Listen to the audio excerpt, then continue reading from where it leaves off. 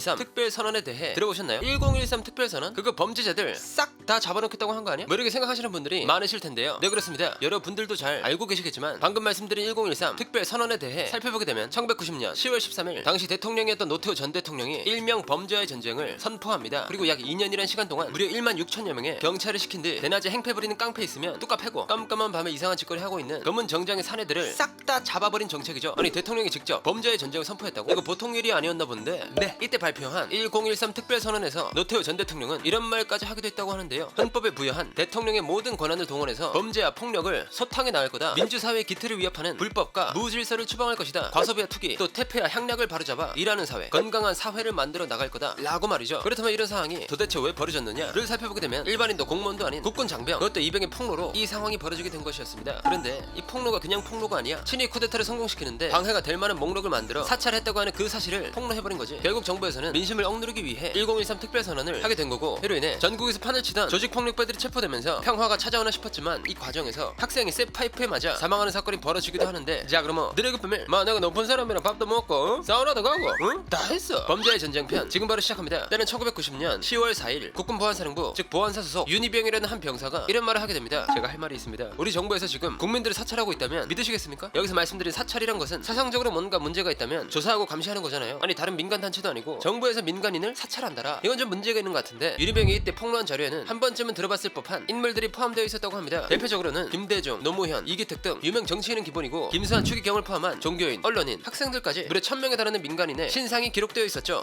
근데 왜 정부에서 1000명 정도의 민간인 신상을 조사한 거야? 뭔 잘못이라도 했었나? 그 이유를 살펴보게 되면 먼저 쿠데타나 비상계엄 선포 같은 상황이 발생하게 되면 이에 반대되는 세력 주요 인물들을 대상으로 검거를 진행하기 마련입니다. 아니 반대 세력에서 일 처리 못하게 방해한다거나 또 이 새끼들 일 버린다 라고 하면서 계획을 무산시켜 버릴 수도 있으니까, 그러다 보니 당시 현 정부에서는 자기들에게 반대되는 주요 인물들을 대상으로 조사 및 감시를 했던 거고, 1위스트에 포함된 사람들을 체포하기 위한 방안 즉 청명 계획을 마련해 두었던 거죠. 결국 정부가 민간인을 상대로 이런 짓을 꾸미고 있었다 보니 많은 사람과 언론에서 노태우 정부를 비판하기 시작했는데요. 이런 정부에서 신상을 딴다고? 살짝 무섭긴 한데 그러면 안 돼. 민간인 신상 따고 그러면 안 돼. 아니 민주사회에서 국민을 감시하는 게 말이 됩니까? 이건 국민의 자유를 억압하는 거 아닙니까? 옳소 이것은 시대를 역행하는 정부의 악행이다.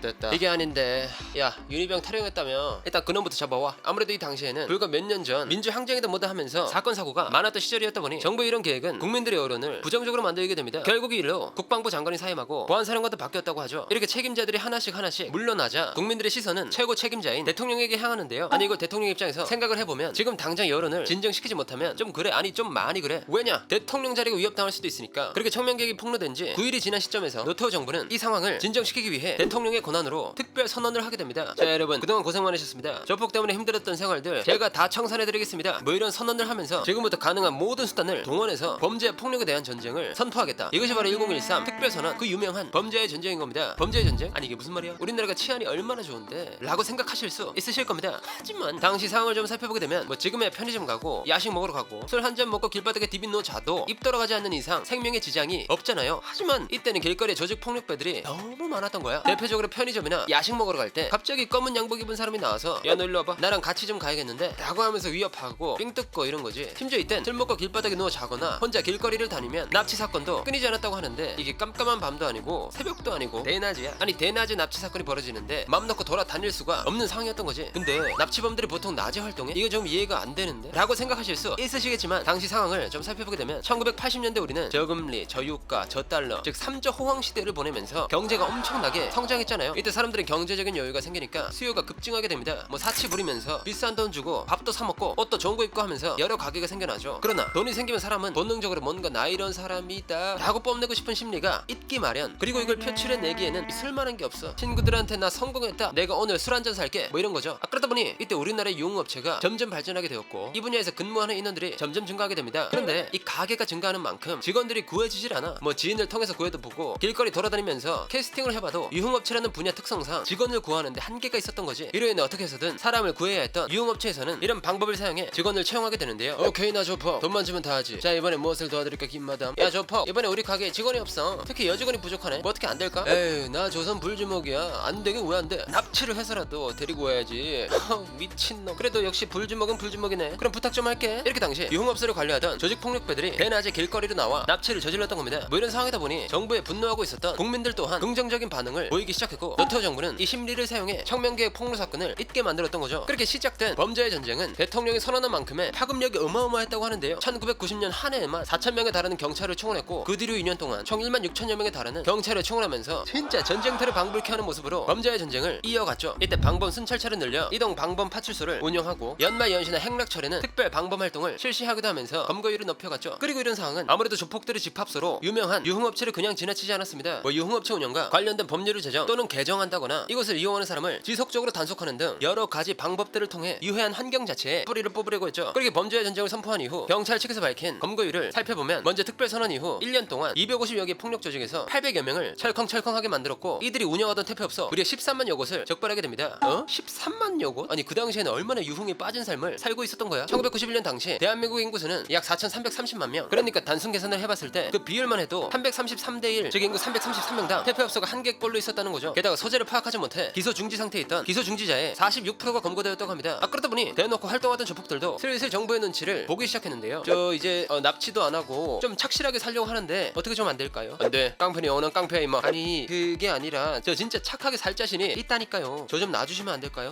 그래, 일단 너네 사업장에서 대가리 노릇하는 사람 정법으로 그럼 놔줄게. 이렇게 자비 없는 정부의 조폭 진압은 그들의 심장을 쫄깃쫄깃하게 만들었고, 이젠 대규모 조직단체로 활동했던 모습과는 달리 소규모 운영 방식으로 바뀌도록 만들었죠. 결국 정부는 범죄의 전쟁에서 큰 승리를 거두게 됩니다. 하지만 이 과정에서 부정부패한 경찰들이 나타나기 시작했죠. 아무래도 범죄의 전쟁을 치르는 동안 어떻게든 성과를 내서 승진해야겠다 라는 목표가 생기다 보니 일부 경찰들은 지나가던 평범한 시민들을 붙잡아서 소지품 검사도 하고 신원도 조회하고, 그러다가 조금 꼬름하다 그럼 그냥 너 범죄자 해 하면서 잡아갔던 겁니다. 아무런 죄 없이 잡혀온 시민들은 당연히 자신은 무죄다를 주장했지만, 승진에 눈이 멀었던 경찰들은 자신의 실적을 채우기 위해선 수단과 방법을 가리지 않았죠. 심지어 자백을 받아내기 위해 강압적인 분위기를 조성한 뒤 고문 수사를 하는 경우도 있었다고 합니다. 결국 평범한 시민들도 죄를 저지르진 않았지만 고문을 받으면서 허위 자백을 하기도 하고 무죄 판결을 받았다고 할지언정 불구가 돼서 풀려나는 경우가 많았다고 하죠. 그런데 이런 경찰의 만행은 여기서 멈추지 않았습니다. 아니 무고한 사람을 범죄자로 만든 것도 모자라서 사람을 죽인 겁니다. 범죄의 전쟁이 선포되고 약 6개월이 지난 1991년 4월 26일 모 대학교의 강모 씨는 자신의 학교 총학생회장이 경찰에게 붙잡혀간 사실을 알게 된 후 시위대에 참석해 시위를 진행하고 있었다고 합니다. 이때 경찰은 시위대를 진압하겠다면서 사복 경찰부대 백골단을 파견했고, 백골단은 쇠파이프를 휘두르면서 시위대를 진압하기 시작했죠. 그러던 그때 강모 씨는 경찰들이 휘두른 쇠파이프에 집단 구타를 당하면서 뇌출혈로 사망하게 됩니다. 물론 이 사건은 무고한 사람을 체포해 죄를 뒤집어 씌운 것은 아닙니다. 그러나 범죄의 전쟁을 진행하면서 생긴 부작용임은 확실하죠. 그렇다면 이 사건과 범죄의 전쟁이 어떤 연관이 있나를 살펴보게 되면, 경찰들이 백골단 등을 동원해 과잉 진압을 하는 이유는 간단하게 말해 또 다른 범죄자가 발생하는 것을 막기 위함이었다고 합니다. 왜냐, 범죄의 전쟁에서 가장 중요한 목적은 폭력과 범죄율을 줄이는 거잖아요. 그러다 보니 폭력을 써가면서까지 진압을 하면서 주변 범죄자들한테 너네도 잘못하면 이렇게 된다 라는 것을 보여줬던 겁니다. 또 정부에서는 단기간에 범죄를 줄였다는 모습을 보여주기 위한 강경책을 선택했고, 이로 인해 길거리에서 범죄자가 보이면 여기 보세요 라는 느낌으로 두들겨 패면서 범죄 심리를 위축시켰던 거죠. 그리고 이런 상황은 범죄자들에게만 적용되지 않았고, 정부에서는 당시 격해지던 시위를 폭력적인 행위로 판단하고 이 강경책을 시위하는 이들에게도 적용했던 겁니다. 아니 당시 진행되고 있던 학생운동을 제재한 것뿐만 아니라 심지어 집회 및 시위 진압 방침이 해산해서 검거로 바뀌었다고 하죠. 이렇게 경찰들은 과잉 진압을 하면서 평범하고 아무런 죄 없는 강모 씨를 포함한 많은 이들에게 피해를 주게 되었습니다. 이후 이 사실은 많은 사람들에게 알려지자 시위는 더욱 격해지기 시작했지만, 혹여나 경찰의 타깃이 되지 않을까 하는 두려움에 떨었던 사람들도 함께 증가하기도 했고, 당시 상황을 봤을 때 대부분의 국민들이 범죄의 전쟁은 반드시 필요했던 정책 중 하나라고 생각하고 있었죠. 그러나 결과적으로 봤을 땐 조폭이 완전히 사라지진 않았습니다. 조폭들이 경찰들의 눈을 피해 소규모로 조직을 운영해 어떻게든 살아남았던 겁니다. 그래도 이때 조폭들의 수는 굉장히 많이 줄게 된 만큼 아직 존재하는 많은 범죄들이 줄어들었으면 좋겠네요. 자, 그럼 범죄의 전쟁이 없었다면 지금 우리나라는 어떤 상황이었을까 라는 생각이 들면서 오늘의 1급 비밀 마치도록 하겠습니다. 다음에 또 다른 이야기를 담은 서류 1급 비밀 파일을 들고 다시 찾아오도록 하겠습니다. 감사합니다.